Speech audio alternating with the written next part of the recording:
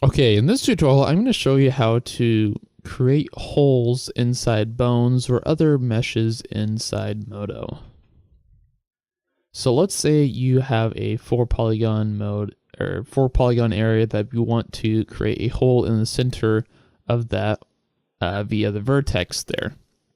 What you want to do is you want to create or select the vertex in the middle and then use the bevel tool under the vertex. You can also use the hotkey B on your keyboard to bring up the bevel tool once you have the vertices selected, and select the round level to 1. That way it will make a kind of like a diamond shape on each side. So then you want to select all the vertexes around that diamond type shape and everything except the center point, and you want to use the radial tool under the deform tab. And that will create a circle, and then you can start building the hole that way. The next step is you want to actually use the edge slice tool, or C on your keyboard, in order to create quads around the hole. Otherwise, the polygons could mess up and don't act quite correctly. Then you can highlight the polygons inside the circle, and then use the bevel tool, which is B again on your keyboard, and bevel in a little ways, shift B again to create a new bevel, bevel it into the bone or mesh in order to create the hole. Now also what you can do if you don't want a solid hole where you can't animate really, you can actually add a morph map. So what you want to do first before you actually bevel in the hole into the bone, you want to create a new morph map, a relative morph map, and be sure to name that morph map without hole or something like that, no hole. And then you will actually move the hole in by using the bevel tool or moving in the polygons there. Then you can right click on the morph and add morph influence. And then if you go down to the morph influence tab, you can actually see the strength, and you can move that slider back and forth in order to get your desired result on the hole. And this is what you will actually be animating, because you can select the gray circle and actually animate that in your timeline. So let's say we want to specify the size of a hole based on the size of a drill bit or something like that. So what you want to do is go ahead and have your drill bit there, at least make a cylinder that is the same size as your drill bit, but you should be able to use the dimension tool to detect the size, or basically know the size of your tool there.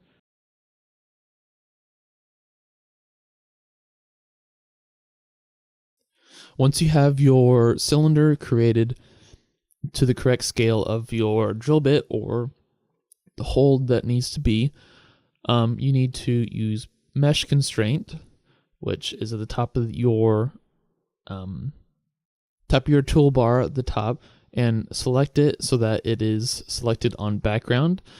Be sure to turn on handle constraint and double-sided, and set your geometry to vector. Once you do that, be sure to switch into polygon mode and select your entire cylinder. Then you can just drag the entire object into the bone or mesh, and it will form to the edge of the mesh or bone with that same size.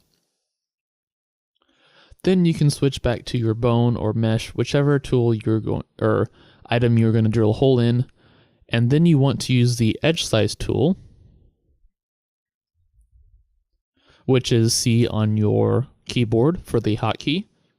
And you will basically draw the general shape of the cylinder that you have. And also be sure that you are always working in polygon mode, not subdivide mode, which makes it much easier. And as you can see, it acted a little bit strange while we were in the subdivide mode. So be sure you're in polygon mode while you're modeling everything. So just make a general shape. It doesn't have to be exact, but just make a general shape of the hole. Once you have that, go ahead and hide that cylinder. Then go ahead and be in the polygon mode and select the polygons in the middle area that you just drew and bevel that in just a little bit to have another circle around that. Then what you want to do is you want to go into vertice mode and select all the inside circle ones, and we are going to use the radial tool again under the deform tab to make that a perfect circle. Once you have done that, you may have to scale it down just a little bit. Don't do it too much, otherwise the hole will be a little bit smaller.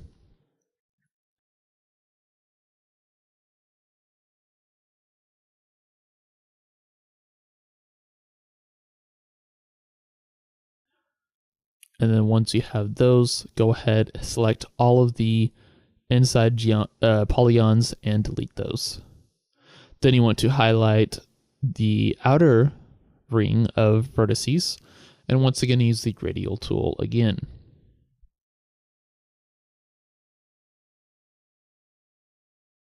Now if you go into item mode and smooth it out, it should be a perfect circle.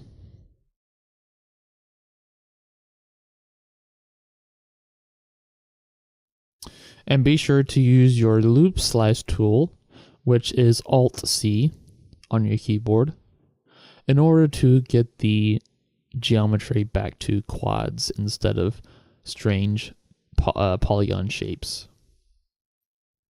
That way when you smooth it out, it will look correct.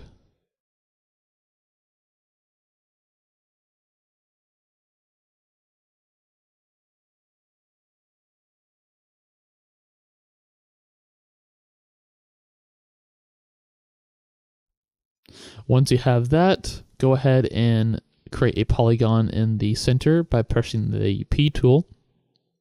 And then you will bevel in that area just a little bit and do the same thing as the first hole. Once you have done that, now you have a finished hole that you can see in the render tab here.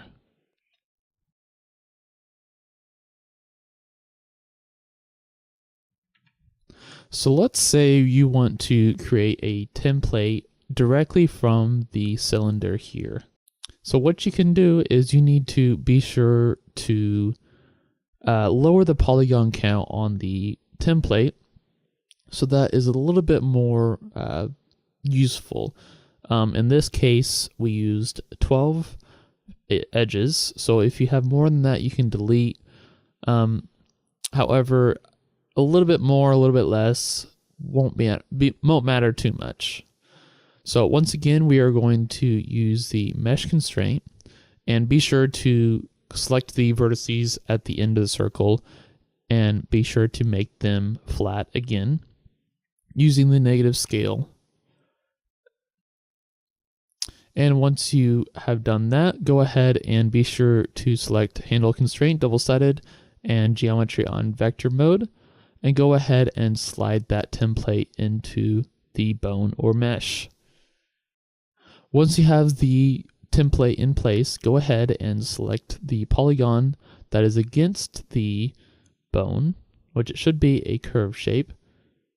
You may have to select all the edges around that and press P to create the polygon.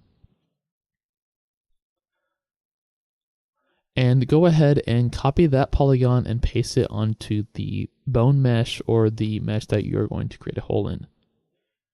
Once you have done that, go ahead and select all the surrounding polygons and then delete them.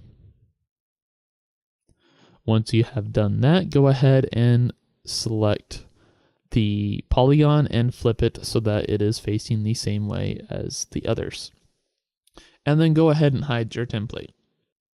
Now what we're going to do, we're going to select the different vertices on the bone so that they create polygons here. So you will select, like, for example, these polygons here, and then press P to create a polygon. However, this may take a little bit of practice to figure out which ones go with which area. So here we press P to create a polygon there. And then we want to do the corners first, just to get them out of the way. Press P to create a polygon. Select the correct vertices, press P to create a polygon, and do that for all of the edges until they are all enclosed.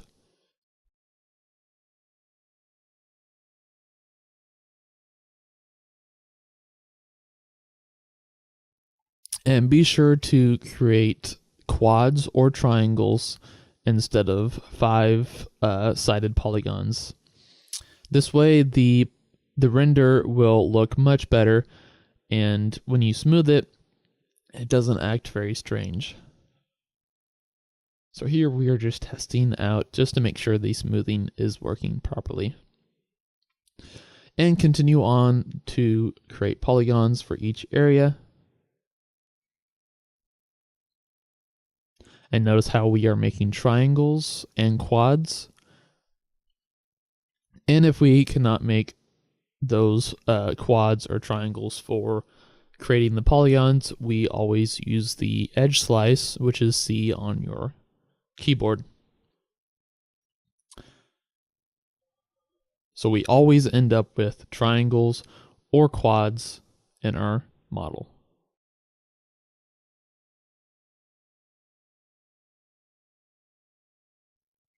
Once you have done that, go ahead and smooth out the area so then you can double check to make sure all the polygons are working properly. And then once again, just go through the same process of beveling it in and pulling it back into the bone. And there, once again, we have a hole that we created with the template. Now in this one, we actually did pull the polygons a little bit too far back, so you may need to adjust the depth of it